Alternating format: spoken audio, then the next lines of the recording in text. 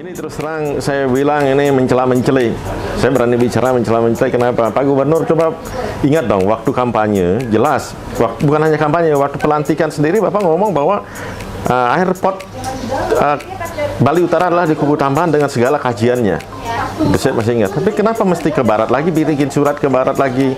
Dan ini kan menyebabkan yang di pusat juga bingung ini. Terus apalagi ada perda, perubahan perda. Tadinya perdanya sudah di situ, kemudian dirubah lagi jadi ke barat. RT-RWP Bali. RT-RWP lah Bali diatur lagi. Belum 2 tahun loh persoalan RT-RWP Bali ini. Tolong ini segera tentukan. Jadi kita sudah akan penuh airport di Ngurah Rai, sementara kita belum menentukan sikap di mana kita setuju airport itu. Kalau fokus, saya yakin kalau Pak Gubernur sekarang fokus bahwa yang memenuhi syarat untuk airport adalah di Kubu Tambahan. Dan itu segera kita perjuangkan bersama-sama. Saya pun ikut berjuang kalau memang itu sudah menjadi kebulatan kita.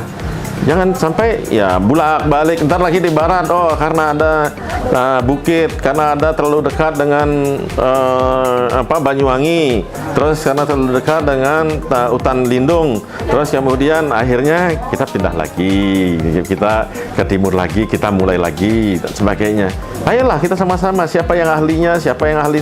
Pertama itu adalah airtonika, artinya teknis, kajian teknis daripada airport itu sendiri. Undang aja, dan saya yakin juga mempunyai ahli-ahli di bidang itu gubernur kita sekarang ini, dan saya minta untuk segeralah selesaikan persoalan ini, karena ini akan mensengsarakan masyarakat, akan terjadi perang tarif hotel ke depannya kalau seandainya bottleneck terjadi di Ngurah Rai. Kasihan masyarakat Bali, terutamanya teman-teman di pariwisata kalau terjadi bottleneck di Ngurah Rai. Orang mau ke Bali, penuh nggak dapat tiket, penuh nggak dapat seat untuk ke Bali. Jadi dikeluarkannya proyek Bandara Bali Utara dari daftar proyek strategis nasional termasuk bentuk kegagalan gubernur dan ketidakseriusan, Pak? Ya karena kita tidak pernah serius, kita bolak-balik. Mereka juga ragu jadinya, ini ditolak atau tidak dan sebagainya, dipindah-pindahkan. Ya, tinggal sekarang Pak Gubernur konsisten gitu loh untuk menyuarakan itu. Apa alasannya ke barat? Karena masalah tanah. Kan ada undang-undang pembebasan tanah untuk publik. Pakai aja itu. Selesai persoalan, apalagi di masyarakat udah bilang kami tidak ada persoalan katanya di Kubu Tambahan. Ya, alasannya itu, tapi di Kubu Tambahan bilang kami nggak ada persoalan. Terus kemudian kita punya undang-undang untuk kepentingan publik. Jadi saya lihat terlalu mengada-ada lah itu alasannya. Ini kan sisa jabatan Pak Gubernur kan lagi setahun, Pak. Agustus 2023 sudah selesai, dan tadi itu jelas menjadi salah satu janji kampanye yang digembar-gemborkan dari awal. Itu bagaimana, Pak? Iya, kalau saya lihat kan Pak Gubernur juga berasal dari daerah Kubu Tambahan, daerah situ, yang kemudian juga Pak Gubernur, mohon maaf, dulu juga ya kurang beruntung lah sama dengan teman-teman yang sekarang berada di daerah tersebut. Artinya apa? Kita untuk mengurai daripada kekurang beruntungan dari teman-teman di situ, salah satunya adalah infrastruktur. Kenapa ini di selatan sekarang mereka beruntung? Karena mereka ada infrastruktur airport. Ya, tapi sekarang ini justru karena kemajuannya yang sangat tinggi, saya kasihan juga kepada yang pegawai rendahan, pegawai serabutan, kemudian kepada pegawai negeri biasa yang tidak bisa mengikuti kenaikan harga ini akan pindah, termarginalkan, akan pindah ke daerah Tabanan, akan pindah ke daerah Kelungkung, yang nantinya kemajuan ini untuk siapa?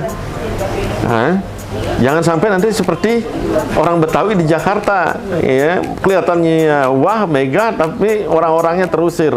Nah, oleh karena itu harus diurai pembangunan ini, jangan terlalu tinggi pertumbuhannya, ya, sementara ada yang sangat rendah sehingga tidak punya kesempatan kerja, yang akhirnya makan pun sulit gitu. Ya, saya minta untuk segera perbaiki kondisi ini, dan saya minta lebih banyak mendengar kepada ahli-ahli ekonomi pembangunan lah untuk bagaimana mengatasi kondisi Bali ke depan, dan mari kita rencanakan, desainlah Bali ini ke depan sehingga benar-benar menjadi paling tidak 25 tahun ke depan, 50 tahun ke depan. Sayangnya saya dulu waktu itu saya belum punya kesempatan untuk membuatnya karena saya hanya baru menerima masukan-masukan aja. Waktu itu waktu di HIPMI saya sempat meneriakkan itu untuk kita bersama-sama. Saya sempat mengumpulkan para tokoh di Jakarta untuk tokoh Bali ya di Jakarta untuk melakukan itu, dan waktu itu hanya saya bisa terbitkan sebuah buku, tidak bisa menerbitkan kebijakan karena saya waktu itu hanya ketua umum HIPMI. Nah, kalau sekarang saya melakukan itu karena bukan tupoksi saya, seolah-olah itu adalah terlalu banyak politisnya. Sama dengan sekarang saya berjuang untuk Kubu Tambahan, katanya seolah-olah karena saya dari daerah sana, bukan. Tapi saya ingin bahwa teman-teman yang pegawai biasa yang di daerah selatan tidak terpinggirkan. Yang kedua, kemiskinan yang terjadi di daerah Kubu Tambahan dan sekitarnya, termasuk Kubu, ya Karangasem daerah sana itu sangat miskin juga. Kemudian di daerah Bangli itu bisa kita selesaikan lebih cepat, karena begitu ada infrastruktur maka pertumbuhannya akan lebih cepat, artinya apa? Kesempatan kerjanya akan lebih cepat terjadi, dan tentu adat istiadatnya akan terjaga karena mereka tidak meninggalkan desanya, dengan mereka tidak meninggalkan kampungnya.